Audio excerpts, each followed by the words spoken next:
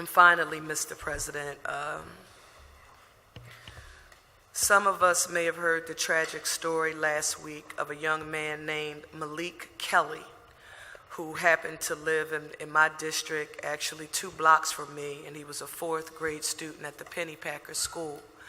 And last night, residents of our community gathered en masse for a visual that was hosted by the Pennypacker School family.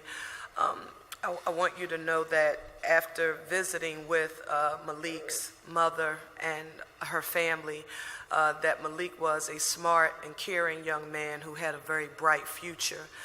He could have been the next Thurgood Marshall or Mark Zuckerberg, but unfortunately, he won't get that opportunity because last week his mother, Tanisha, found him in his room after he had taken his own life. And when I was sitting with Tanisha last week, you realize, all of us, that this is Malik's story today, but it could be the story of any student or young person tomorrow unless we continue to say no more bullying.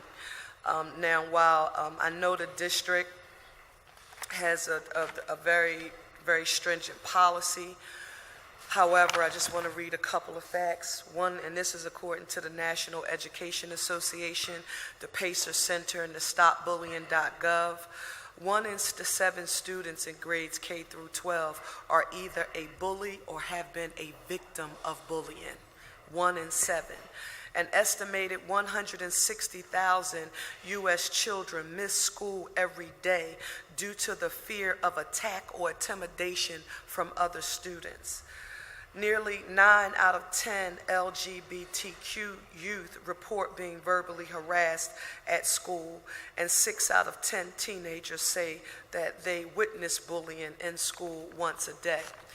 With that being said, I want to say a special thanks to the members of this body who have long raised the awareness regarding this issue, which is why, Mr. President, this crisis occurred, but there was no need to introduce a resolution in this body about it to raise awareness, because Council members Blackwell, Reynolds, Brown, Councilwoman Gim, prior to her joining this body, Councilman O, and even former Councilman Dennis O'Brien, working with the school district and the police department and our Office of State Safe Schools Advocates, you've already raised awareness about this issue, but what Malik's circumstances remind us of is that bullying has serious adverse educational effects, that students who are targets often experience extreme stress that can lead to the symptoms of physical illness, diminish their ability to learn, and it can translate into increased absenteeism and impaired performance.